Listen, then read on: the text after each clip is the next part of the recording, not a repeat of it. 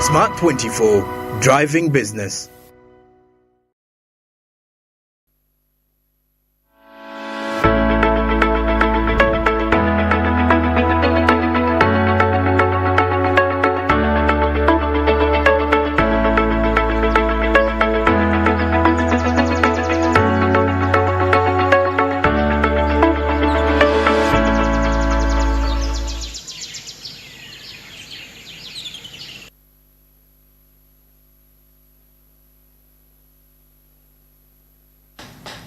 Well, in good morning. It is a cold good morning, I should say, from the side of those within the capital.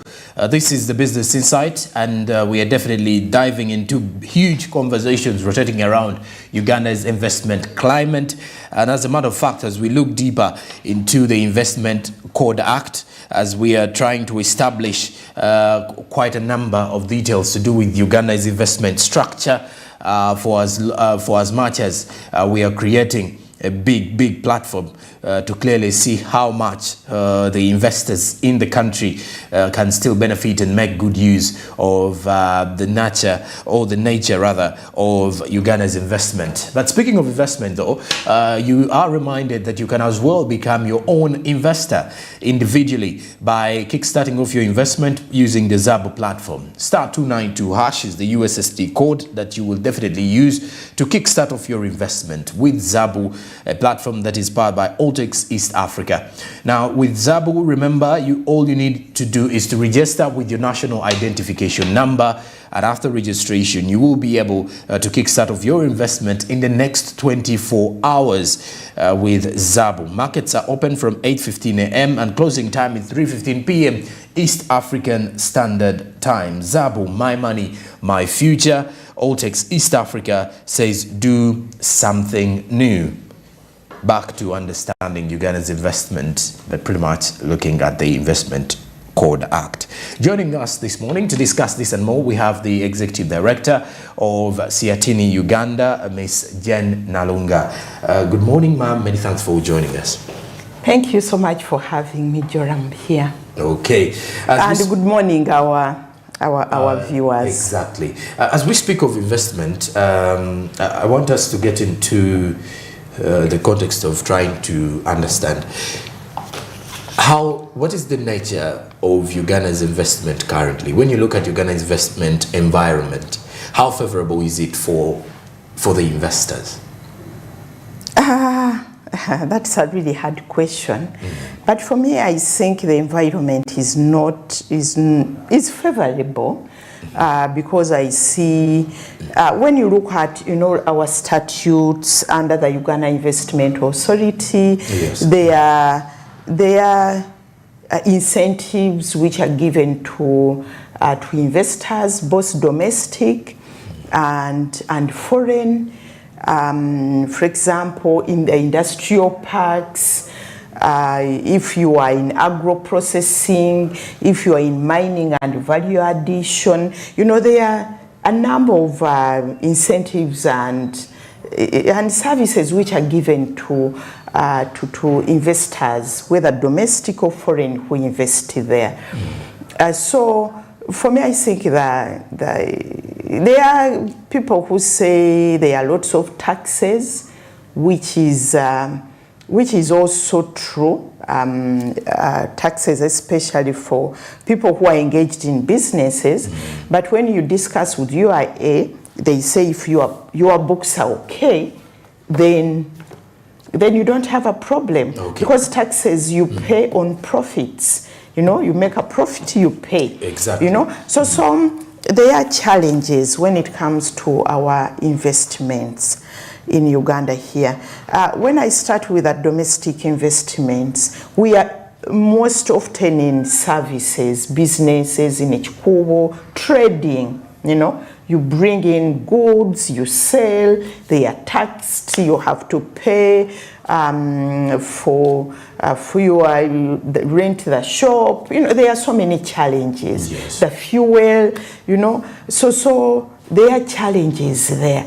But again, if we look at broadly, if we are ready to do serious investments in agro-processing, I think the opportunity is there. But what I have realized is that most of our people who have money, who have resources which would have gone into maybe agro-processing and value addition, packaging and all that, they put all their money in trading. Exactly.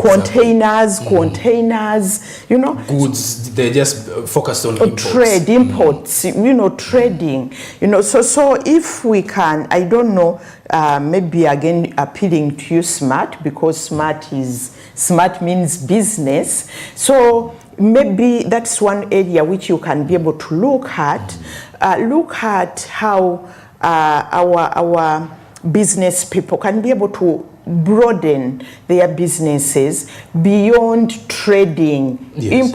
Importing things from China, looking at actual businesses. We call those greenfield investments which take some time. And when you look at Uganda Investment Authority, you know what they are giving. You know, the incentives, if you are in an industrial park, the infrastructure is there, there's land, tax exemptions, you know, there are so many issues around there. So for me, what I think, Joram, yes. and Smart TV, please let us raise awareness of our business people, that there are opportunities there beyond bringing goods from Turkey, from China, and all that. Let us go into agro-processing, add value. Let us add value. Let us package. Then we can be able to look at the policies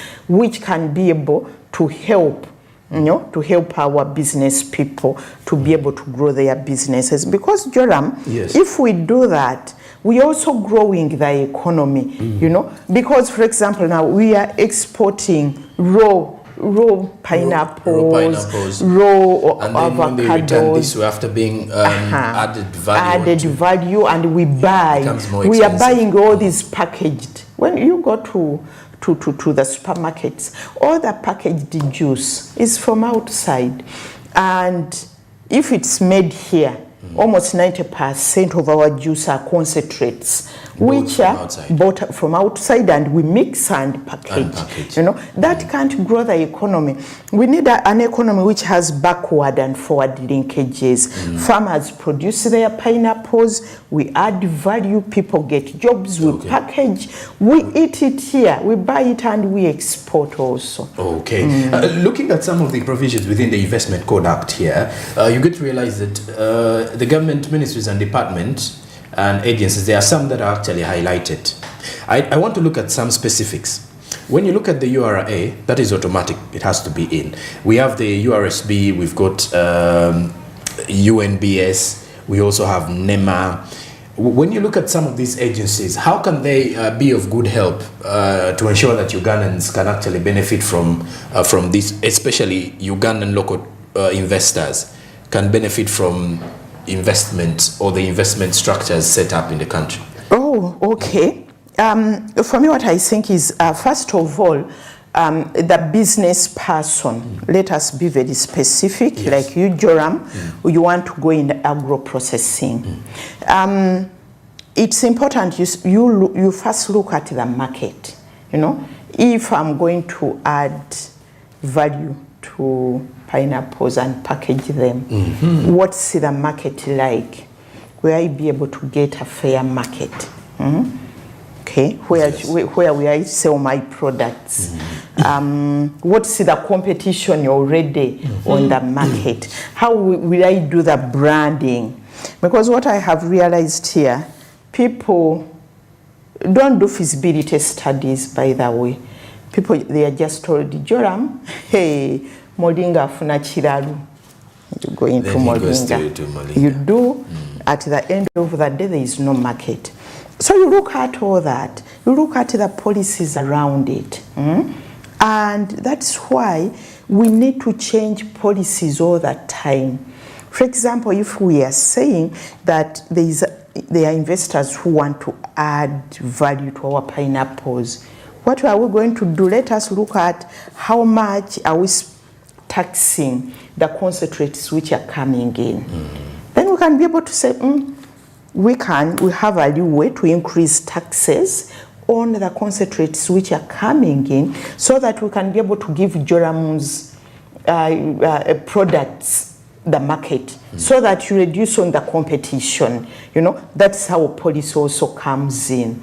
Then UNBS, for example, have been working closely with UNBS, looking at even the fee. You see the standards when you go to UNBS, where they say this product contains that, it contains that, and you get the Q mark. That price has been going down, and we are not saying it's because of us as Siatini, but we have been able to talk to UNBS, to Ministry of Trade, that let us reduce on the cost of somebody like Joram who wants to put their products on the market and they need a Q mark, you know. So now I think for a small,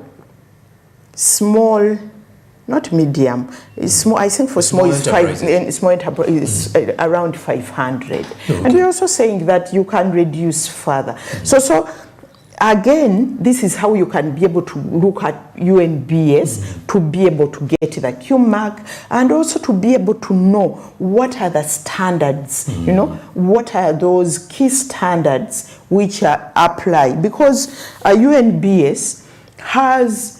Everything has a standard that if you are going to produce juice, these are the standards, this is what you do.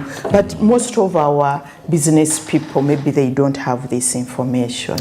Okay, also, by the look of the provision within the Investment Code Act here, you get to realize that there is, we have the Uganda Investment Authority mentioned quite often within the Act.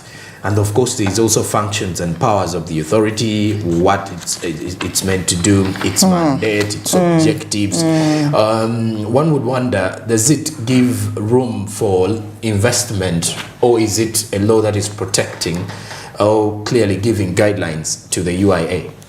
Okay, okay, Joram, that's a very good question.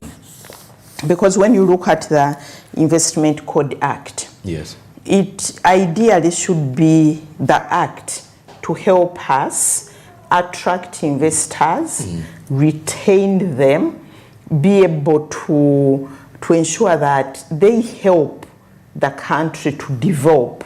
Because investment is not an end in itself, or attracting investors. It's not an end in itself that you are marking that we have attracted so many investors.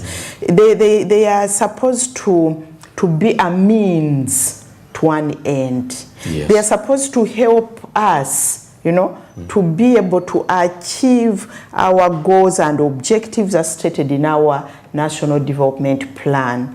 For example, if our National Development Plan, you know, talks about, in fact, it does talk about creating employment, value addition, increasing production and productivity and incomes, then the investors should be part of that, you know.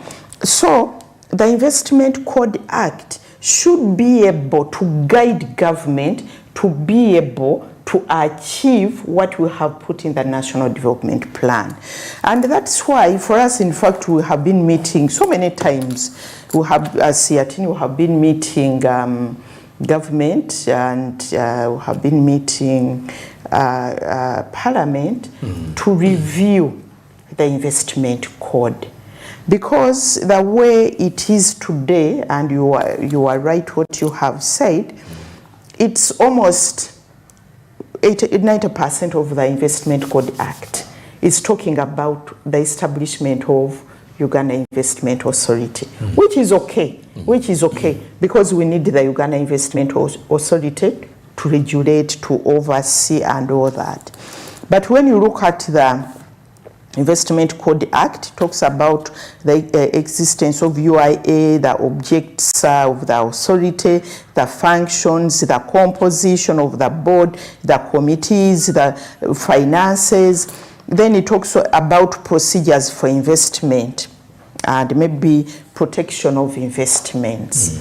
For us as Seatini, we think it needs to say much more about investments.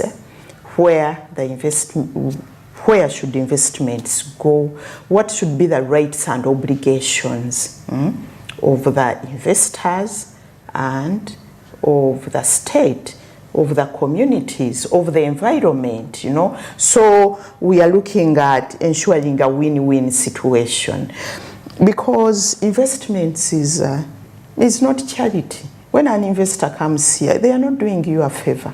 They have sat and done their feasibility study, done their mathematics, and the bottom line is making sense, you know. So it isn't charity. So when investors come here, we need to balance. We call that win-win. All of us, situation. Yes, all of us are winners. The investor is a winner because he has brought, and some of them don't even bring the money, but ideally they have brought their money to invest. We are talking about government has to win. We are talking about we the people as employers, as maybe as service providers. We are talking about communities where these investments are. We are also talking about the environment. All those participants in an investment must be winners. And the Act should provide for that balancing of rights and obligations. But when you look at the current investment code, it doesn't. There is no that balancing. In fact, most often, when you look at our investment code, it talks about protection of investments. It's protection, protecting investments, which for us is not right. Okay. It's right, protect investments, but also protect the rights of other actors. Even the rights of government, I will talk about that. Because when you look at this act, even the rights of government, the right of government to regulate is not protected in here. Okay. And when you mention about the protection of government rights and all that, before we even go into the break, I need to understand from your side or from your point of view, where do you think we should make some changes within the code? It's a long list which we are going to discuss. Exactly. But broadly, like I have said, broadly, that balancing of rights and obligation of all parties. Not only protecting the investments, the investors. And how do you do that? You know, because we need to see practically what provisions, and that's the question you should be asking me, how do you do that? I'll give you an example. When you look at our Investment Code Act, there are no human and social impact assessments. That Joram, if you bring your investments in a community, you have to undertake an impact assessment. Human rights, people's rights, social rights, how is it going to impact on this community? It isn't there. So somebody will come, just displace people, because that should also come out of the human rights and social impact assessment, that this project is in a community. I'm setting it up in Kaweri. There are people already on this land. I'm going to displace them. Where am I putting them? Where am I putting them? How are they going to be impacted? Positively and negatively. Is this project worth it? You know? So all those things should come out of before that investment is undertaken. It isn't there.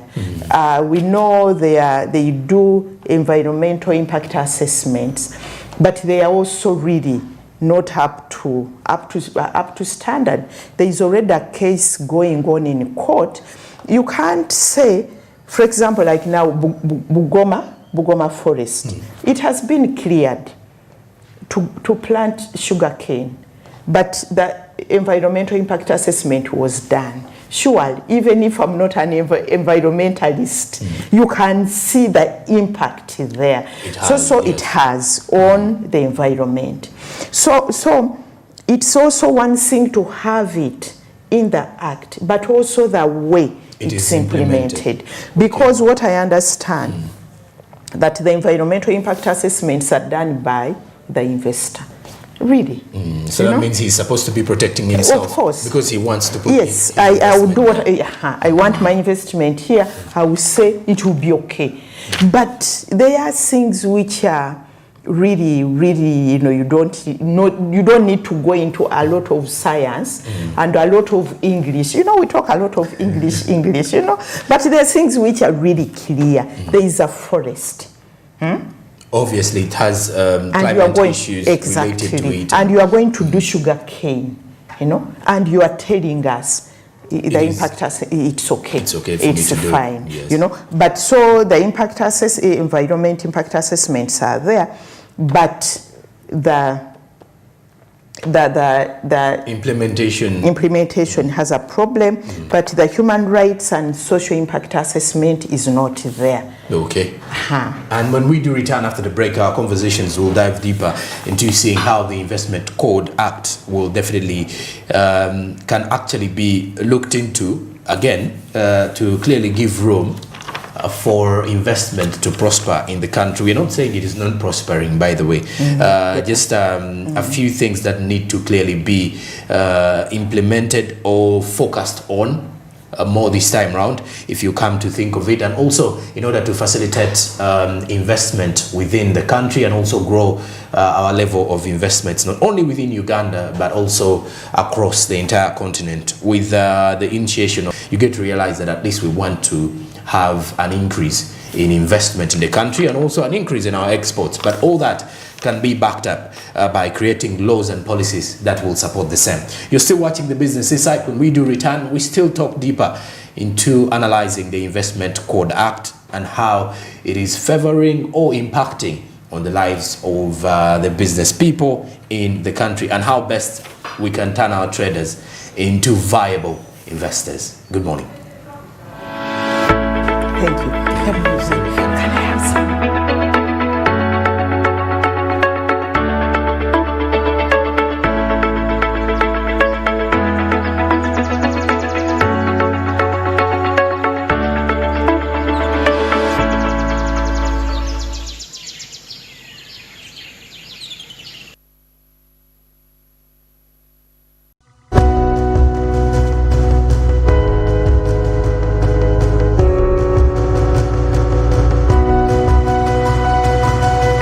Smart 24, driving business.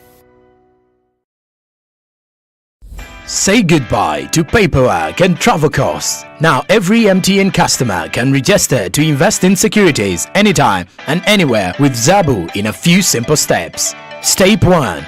Dial *292#. Step 2. Select option 1. Register with Zabu. Step 3. Enter your full names. Step 4. Enter your national identification number. Step 5. Enter your national identification card number.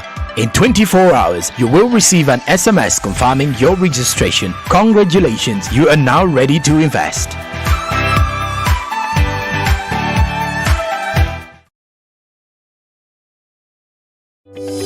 These days, our homes are no longer just the places we live.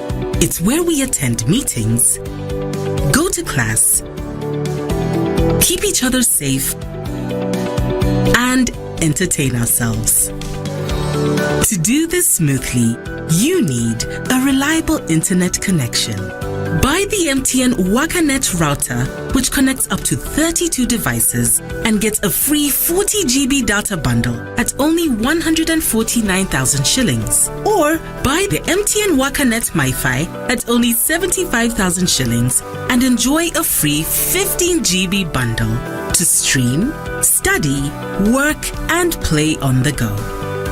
Visit any MTN service center to buy the MTN WakaNet router or MiFi and enjoy the internet that does amazing things.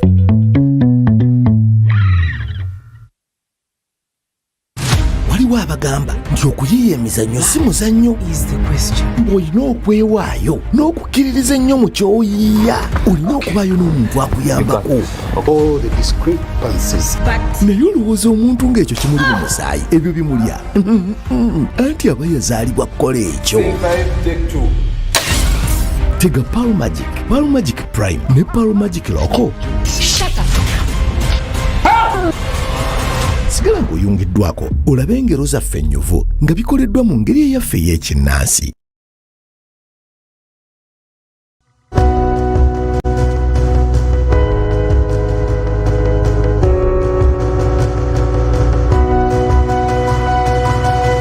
Smart 24, driving business.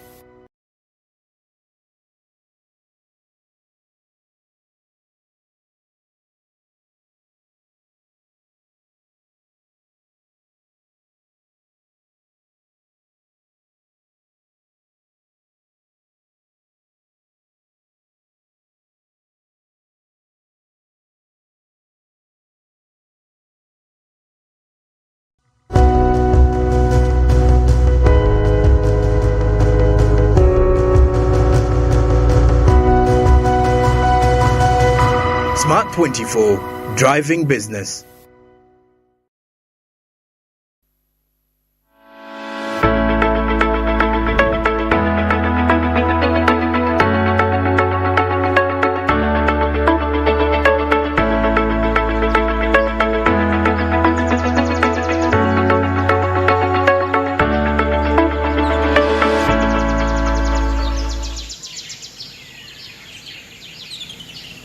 We'll be back from the break and you're still watching Smart Means Business. It is time for the Business Insight.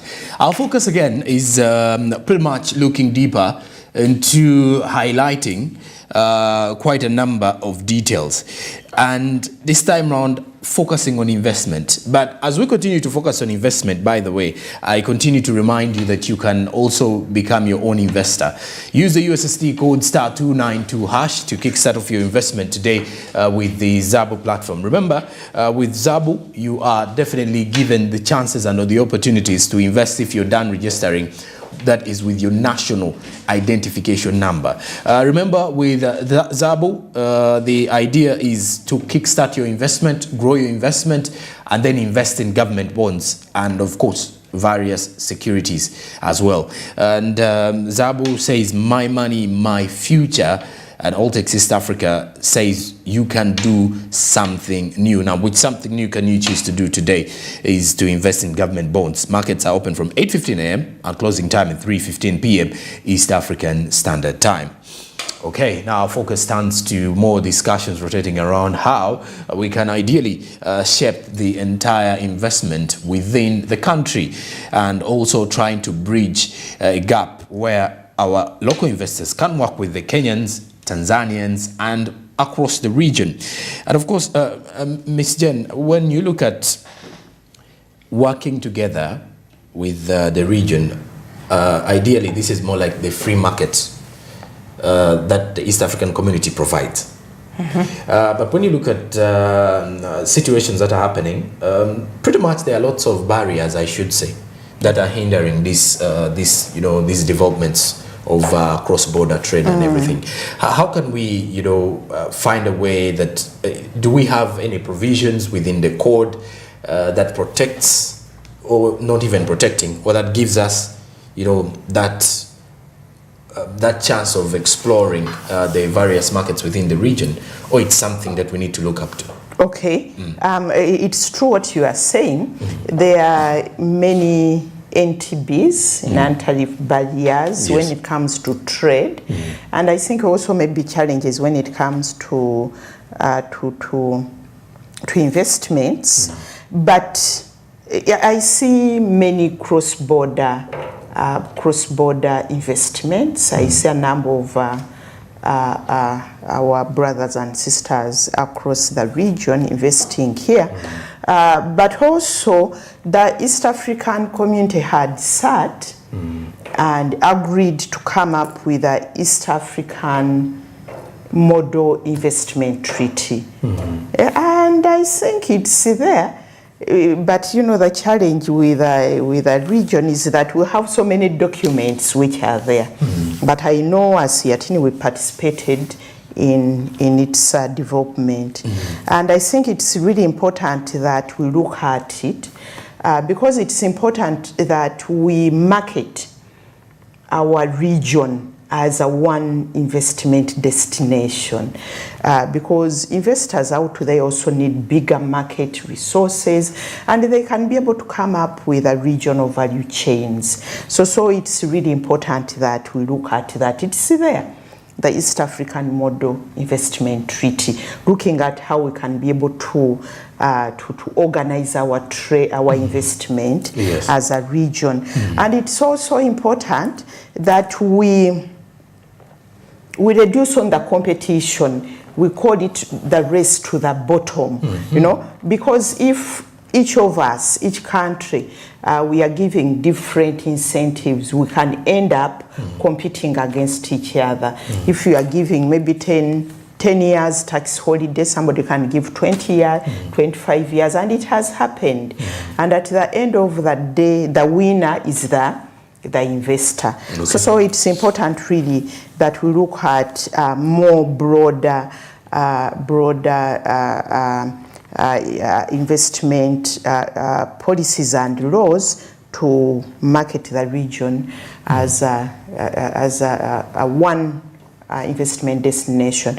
But again, under the Continental Free Trade Area, because we as Africa, all of us as Africans, have come up with an investment protocol, which is very good also, so that again, it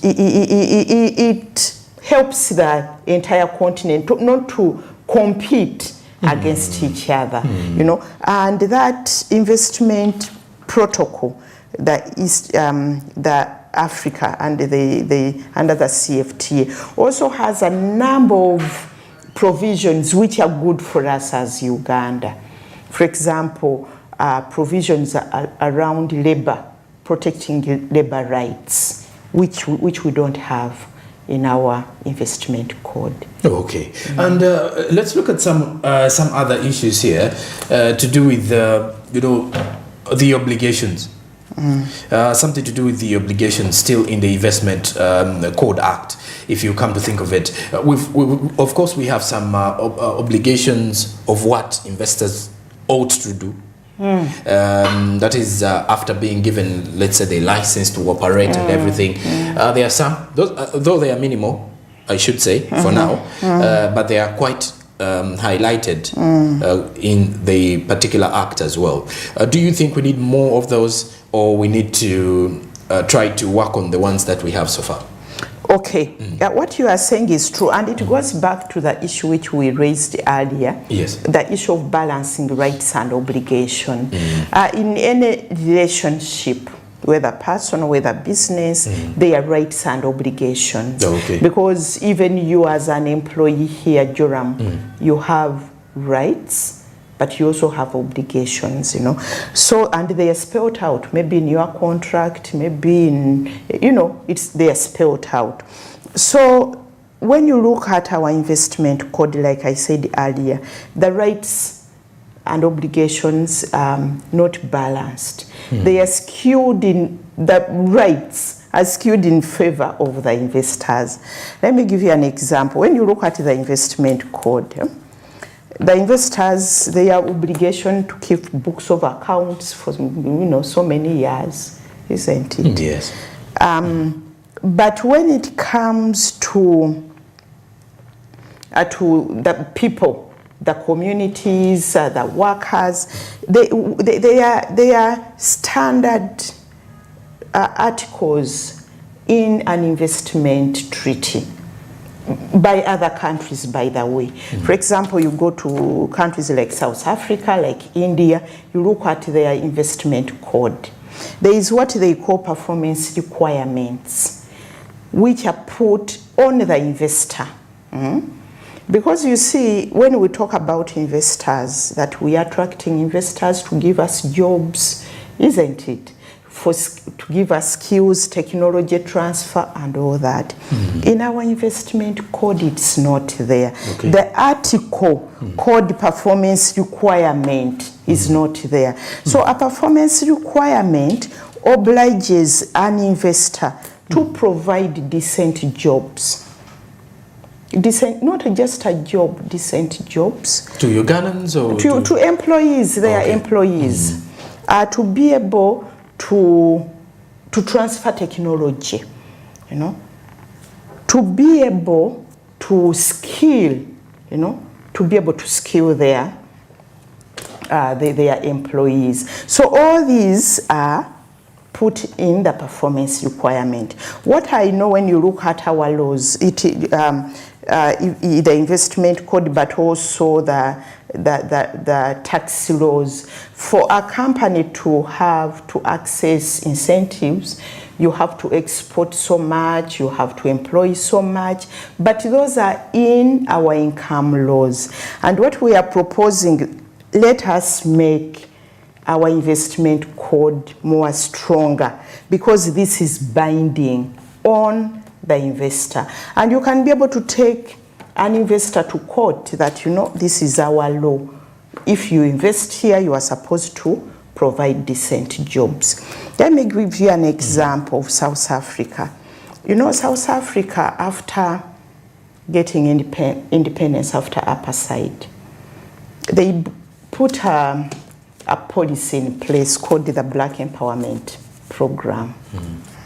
And in that Black Empowerment Program, what they wanted is to pull up the Black Africans, because apartheid, you know, apartheid had put blacks, you know, almost outside the economy. So government said, any investor, if you are an investor here in South Africa, you have to employ black South Africans. Okay. And when you employ, if you are to access government contracts, to access government projects, you have to employ black.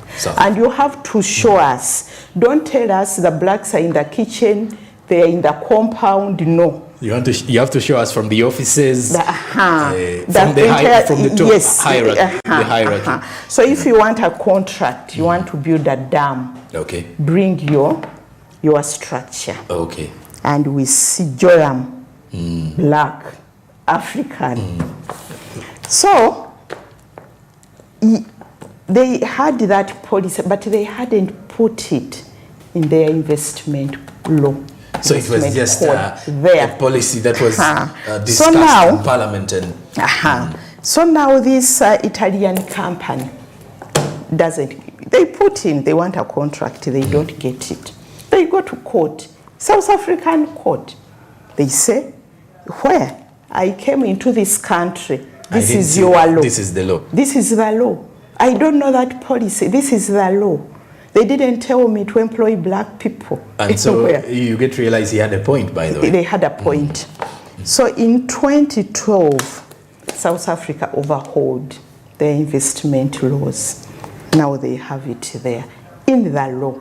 You know, so that's why I'm saying we need to strengthen our law. Okay. And it goes back to what I said, that what you want to achieve in your national development plan is what you put in your laws, whether investment, whether education. So South Africa wanted to pull up the black people because they had been negatively affected by apartheid. Yes. So they put in place this law. So we need to be able to balance that. So another issue which could also help to balance There's what they call a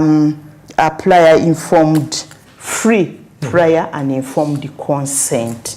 It's also there in as a standard in investment treaties. What does it mean? It means that if you come to Chiboga, you want to set up something, to set up a factory, a farm, but there are people, there are landowners, there, maybe they also be banja holders. You need to sit with them. They need to give that prior informed consent. It's free, it's prior, it's informed consent. That Joram is going to set up something within here. Yes. We have agreed. We have consented. Very true. Joram is going to compensate us so much money per acre. Joram is going to provide employment for our children. That's also another issue. There are factories, for example, you go to, I won't mention places, I don't want to name and shame, but we have investments, and they say they don't want to employ locals. What they do, they go to Kapchorwa, they go everywhere to Kasese to bring people here. They don't employ locals. So that can also be another discussion. So what we are saying, that's also balancing rights and obligations.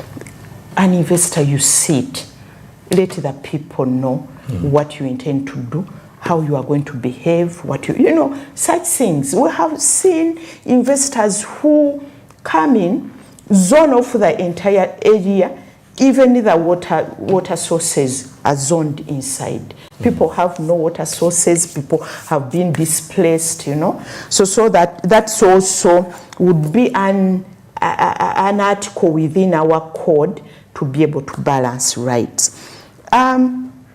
Maybe when we go to government, I said also government, by the way, government's rights in this act isn't also protected, because the fundamental right of government is to regulate in public interest, isn't it? Government has to be there and regulate. But here, government's role to regulate is watered down. Because one, again, I'll give you an example, South Africa, when they overhauled, in their initial investment law, there was nothing about regulation. But when you look at our East African model treaty, it's there. Government has a right to regulate in public interest. It's there. In ours, is not there. In the South African investment, it's there. Government has to regulate. Because why is it important for that aspect or that issue to be there, to come out clearly that government has a right to protect? Investments is contested because the investors want 100% protection, which is true. But most investors, which is also when you put on the shoes of an investor. Imagine, Joram, you have your billions left by your grandfather. And you think, where should I go to invest? Yes. You are an American. Exactly. You say, maybe I go to Uganda, here it's land, they have arable land, let me go there. You have your billions. You would like maximum protection, isn't it? To know that I am going to put my money here, I can be able to make a profit and I can be able to take out that money, which is fine. But what we are saying, that you are bringing your money here, but you should also have obligations. So there is that struggle between the investors to protect maximally, to make a lot of profit and to take out that money. That's why For example, investors have extended the term expropriation. In our investment code, there is the term expropriation. Expropriation means that government can nationalize. Governments, like after independence, they nationalized, they took over. A bank, it's a private bank, they take it, but they pay. There was that when you read history, I know you were not yet born, but when you read history, you know, there was a lot of nationalization, you know. Yes. So now, that's what they call expropriation. That if government expropriates your factory, your investment, they are supposed to pay, which is okay. But now, what they are saying, broadening that term, if government puts a law in place, for example, you have invested in Uganda, there is no law. Like now, I don't know, I see investors just dumping their waste in the Lake Victoria. But now if there is a law to say from today, all investments have to come up with a waste, a plant to manage their waste. What will that do to your profits? You have to invest in that waste. Because you want to at least maximize as well.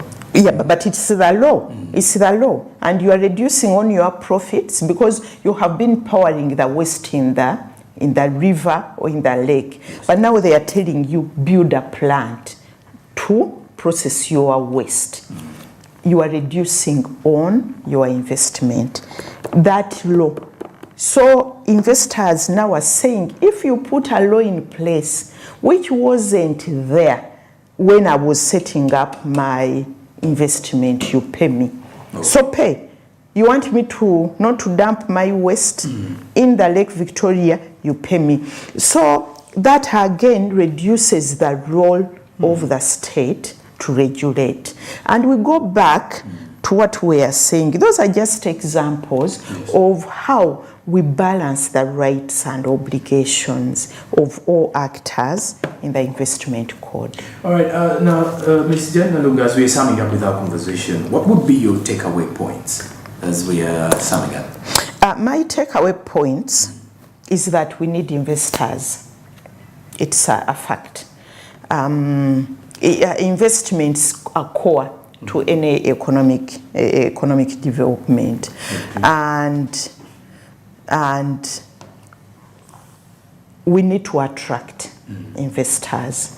We need to be able to put in place laws and regulations to protect the investors, both domestic and foreign. But I think we need also to invest more in our domestic investors. Okay? Yes. What do I mean to invest more? For example, if we know that we have, like, I don't know whether Zimwe is still there as a construction company, that it's ours Ugandan grown. Government should make sure that they get contracts to grow our private sector. But even in our investment code, which isn't there, joint ventures, it's not there. You know, so if a construction company comes, you know, let it partner, have a joint venture with Zimwe. Zimwe is still there. Zimwe is still there. Maybe Mukala's are technical services, you know, so we grow our own. Because if anything happens to Uganda, the foreigners go. Ours will remain. So when we are reviewing, this act needs to be reviewed. When we are reviewing our act, let us look at what do we want to achieve as a country and be able to put it here.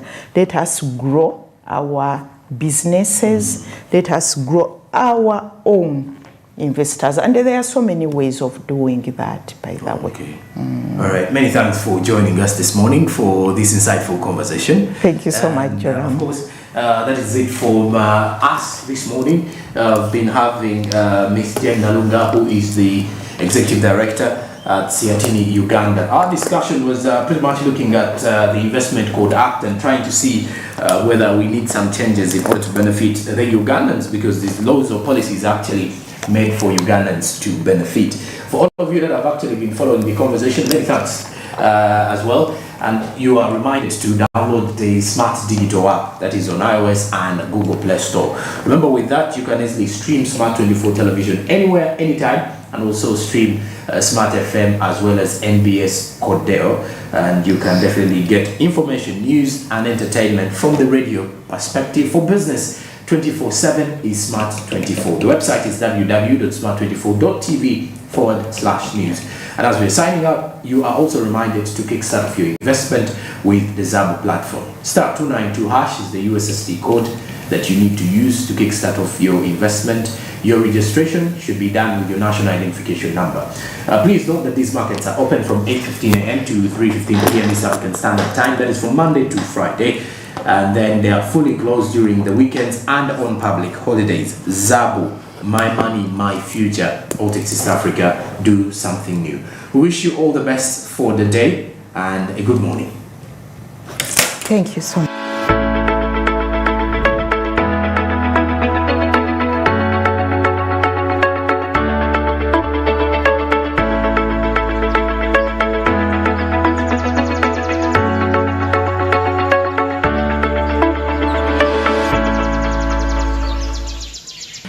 Up next on Smart 24 TV.